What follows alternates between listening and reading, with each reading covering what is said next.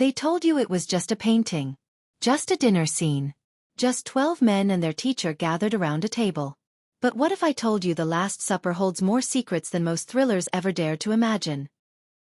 Hidden codes, vanishing symbols, bold experiments, forbidden interpretations. It's not just art, it's a battlefield of enigmas. And the genius behind it all? Leonardo da Vinci. A man who painted like he was writing scripture with color and shadow. If you've ever felt that strange pull toward something ancient, mysterious, and beautifully complex, you're not alone. Why does this painting haunt scholars, artists, and conspiracy theorists to this day? Why did it survive bombs, neglect, and centuries of decay? And what truths, buried beneath the style and history, are we still too blind to see? Stick around. What you're about to discover might just change the way you look at art and yourself.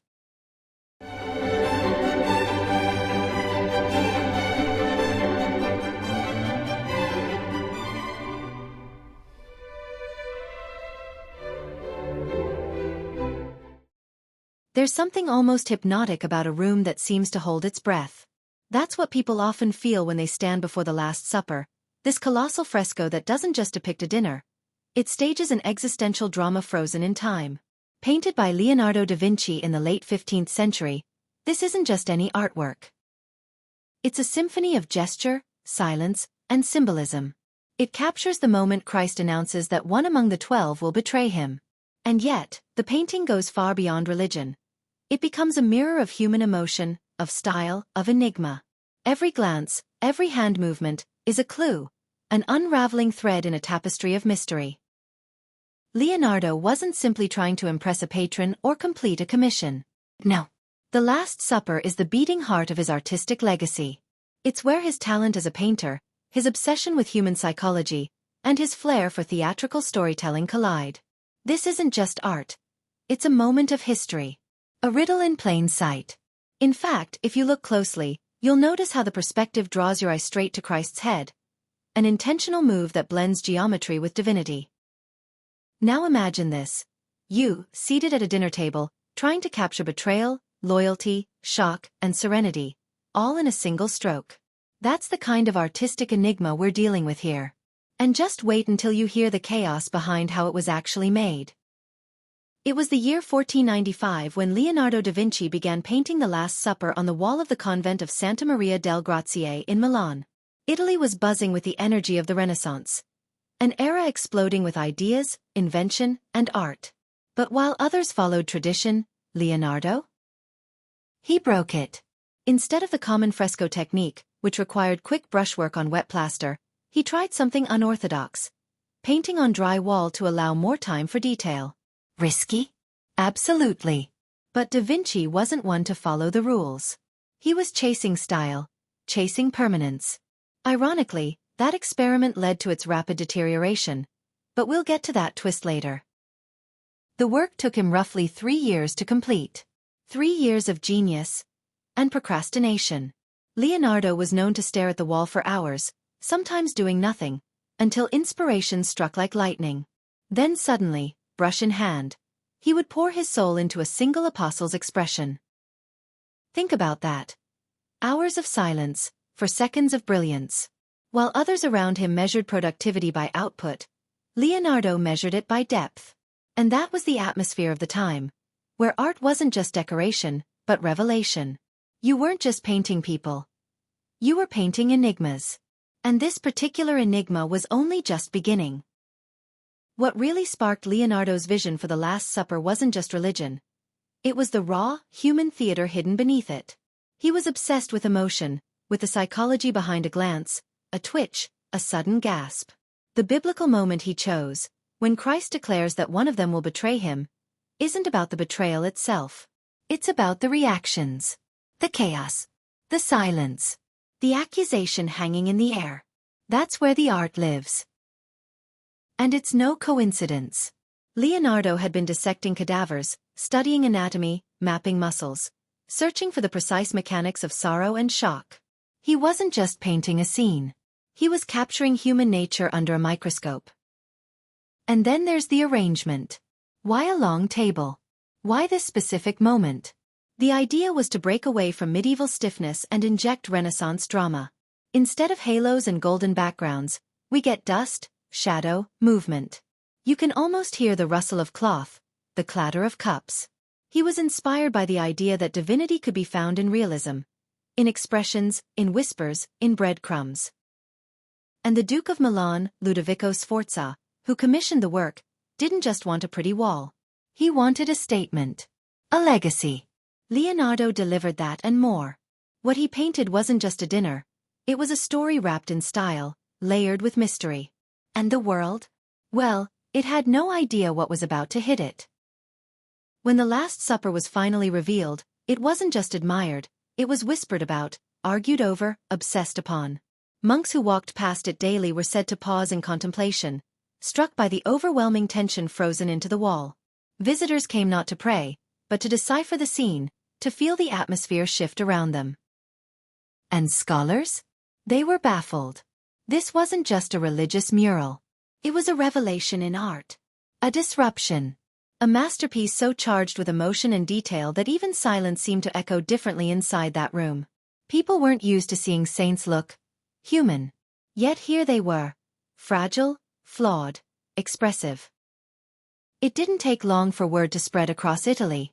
Artists began mimicking Leonardo's use of perspective and psychological depth. Patrons demanded that same flavor of intensity, that same bold style. And though the painting began to deteriorate alarmingly fast, thanks to Leonardo's experimental technique, it didn't matter. Its presence was intact. Like an ancient myth etched into crumbling stone, its mystique only deepened with age. The enigmas had been set in motion. But the real journey of this artwork was just beginning. Unlike most masterpieces, The Last Supper never traveled. It couldn't. It was painted directly onto the wall of the convent's dining hall. And yet, its influence spread as if it had wings. Copies were commissioned, sketches were circulated, and artists like Rubens and Rembrandt studied it obsessively. Even Napoleon, centuries later, stationed his troops right there in the hall. Some say they used the wall for target practice. Others claim they spared it out of reverence. The truth? Somewhere in the middle. But one thing's certain. The artwork survived wars, bombings, and even careless restoration attempts that nearly erased entire sections of Leonardo's original genius. During World War II, a bomb flattened the roof of the convent. Rubble and fire destroyed everything around the mural. And yet, the wall holding the Last Supper remained standing. Alone, cracked, covered in dust, but miraculously intact. That, in itself, became part of its mythology. Like a relic protected by fate. Over the centuries, historians, scientists, and restoration teams from all corners of the world have tried to preserve what little remains of the original pigment.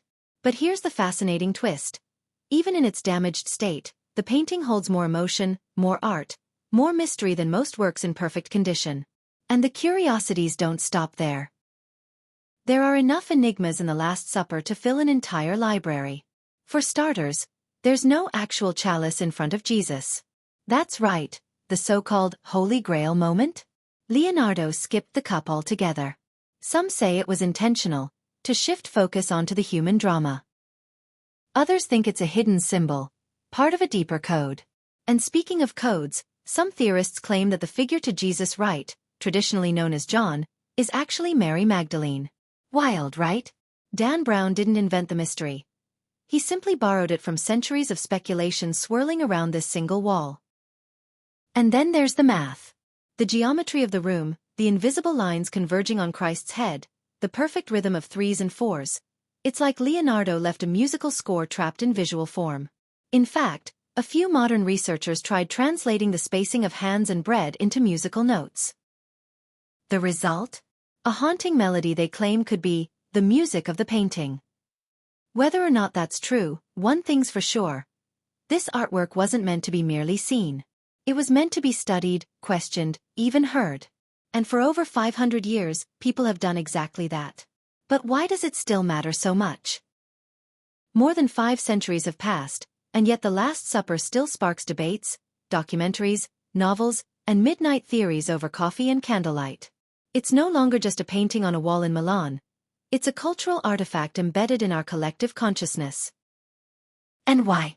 Because it doesn't hand you answers. It invites you into the enigma. It challenges you to feel something. To see style not just as beauty, but as storytelling. It reminds us that history isn't found in books alone. It's painted in expressions, encoded in gestures, and whispered through brushstrokes. Leonardo da Vinci didn't just leave us with art. He left us with questions that echo through generations.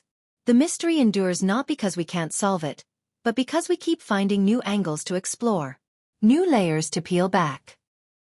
Whether you're an artist, a student, a dreamer, or simply someone trying to understand what makes humanity tick, The Last Supper offers a map. Not to a treasure, but to a deeper understanding of ourselves. And that's the kind of art that never fades. So now that you've seen what lies beneath the paint, tell me, what do you see when you look at The Last Supper? Is it just a masterpiece from the past? Or a mirror for your present?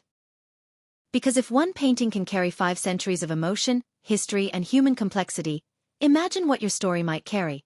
If you dare to live it with style, with purpose, with mystery. Have you been overlooking the depth in things lately? In people? In yourself? Maybe it's time to start observing again. Slow down. Ask better questions. Chase talent, not trends. And remember, some of the greatest truths are hidden in plain sight. If this video sparked something in you, leave a comment and tell me, what was the most surprising detail you learned? Subscribe, hit the bell icon, and keep walking with us through the forgotten corridors of art, history, and meaning. Because this is just the beginning.